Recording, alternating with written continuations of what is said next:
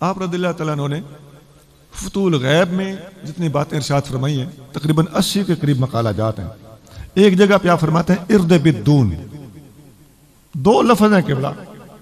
میں کہتا ہوں آپ نے سمندر کو کوزے میں بند کر دیا. ارد بالدون اس کا مطلب ہے تھوڑے پر راضی ہو جا. ارد راضی ہو جا، بالدون تھوڑے پر. بہت گہری تعلیم ہے قبلہ. اس کا مطلب ہے جو کچھ اللہ نے تجھے دیا ہے اس پہ راضی ہو جا. آگے آگے بھاگو گے، ظاہری رزق مانگتے ہو تو ملے گا وہی جو تیرے نصیب میں ہے. حدیث میں آتا ہے ان الرزق لیطلب العبد کما یطلبہ اجلہ.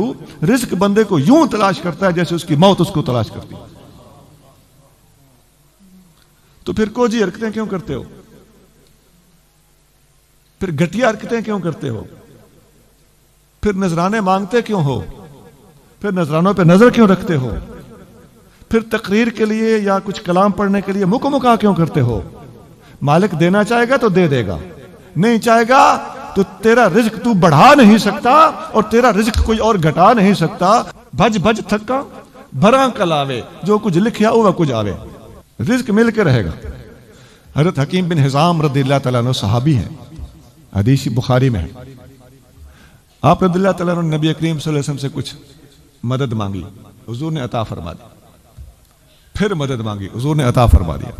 پھر کچھ مانگا، حضور نے عطا فرما دیا. اب حضور نے تیسری بار فرمایا اے حکیم میں تو دیتا رہوں گا لیکن یاد رکھ جو بھی کوئی بندہ تجھے کھلے دل سے دے اس میں برکت ہوگی. اگر دینے والے کے دل پہ بوجھ آ گیا تو تو خواہ جتنا بھی دولت لے کے گھر جائے گا اس کے اندر تیرے گھر میں جا کر برکت نہیں ہوگی. سنو ایمان سے بتائیے، یہ ہم جیسے جو مذہبی کام کرتے ہیں ہمارے لیے بہت بڑی رہنمائی ہے کہ نہیں؟ بخاری میں حدیث ہے کہ جو تجھے طیب نفس سے کوئی بندہ عطا کرے اس کو لے لے، اس میں برکت ہوگی. اور جو گھٹن کے ساتھ دے گا اس کے اندر برکت نہیں ہوگی. حکیم بن حزام نے جواب دیا یا رسول اللہ آج کے بعد میری وجہ سے کسی کے رزق میں کوئی کمی نہیں آئے گی. میری وجہ سے کسی دی دولت ہون نہ کھٹ سی. میں نہیں مانگوں کہ ساری زندگی نبی کریم صلی اللہ علیہ وسلم کے وصال پر ملال کے بعد بھی حکیم بن نظام اس بات پر قائم رہے، کبھی کسی سے کوئی چیز قبول نہیں کرتے تھے، مانگتے نہیں تھے. حضرت فاروق اعظم رضی اللہ تعالیٰ عنہ کو نبی کریم رؤوف الرحیم صلی اللہ علیہ وسلم نے ایک دفعہ جبہ عطا فرمایا. یہ بھی بخاری شریف میں حدیث. آپ رضی اللہ تعالیٰ عنہ نے عرض کی یا رسول اللہ کسی غریب کو دے دے. حضور صلی اللہ علیہ وسلم نے فرمایا اے عمر دل میں لالچ نہ رکھ، اللہ دے تو واپس نہ کر. یہ بھی دوسرا پہلو بھی ہے، اللہ دے تو واپس نہ کر.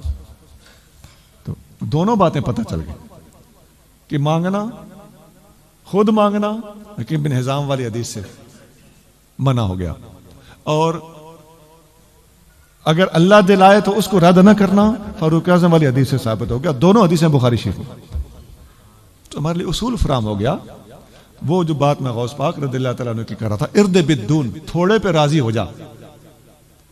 تو جتنا رب نے دیا ہے وہ کافی ہے.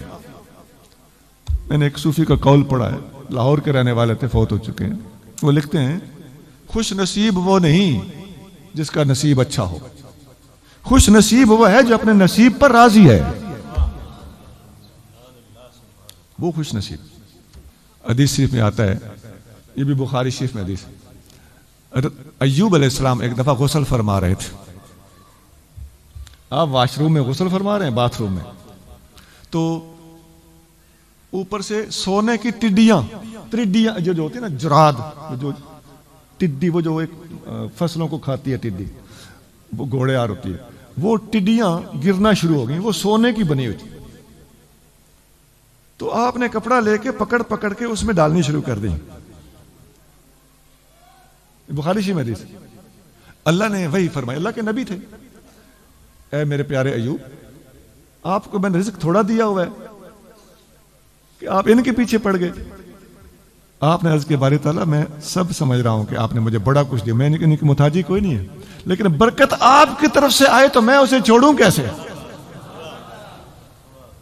اس لیے میں آپ کی عطا سمیٹ رہا ہوں، لوڈ چھوڑ مجھے ان کی کوئی نہیں۔ اس حدیث کا تعلق وہ جو پہلے میں نے بتایا مکمقا وغیرہ، اس میں ہمارے لیے یہ سبق ہے۔ تو جتنا ملا ہوا ہے اس پہ میں راضی ہوں، لیکن آپ مزید دے رہے ہیں، میں نے مانگا تو نہیں نا، آپ نے خود دیا ہے، آپ کی عطا کو میں رد کیسے کروں؟ یہ بھی تو ادب کے خلاف ہے۔ یہ میں نے ایک بات بتائی ہے، ارد بدون، اور بہت باتیں ہیں۔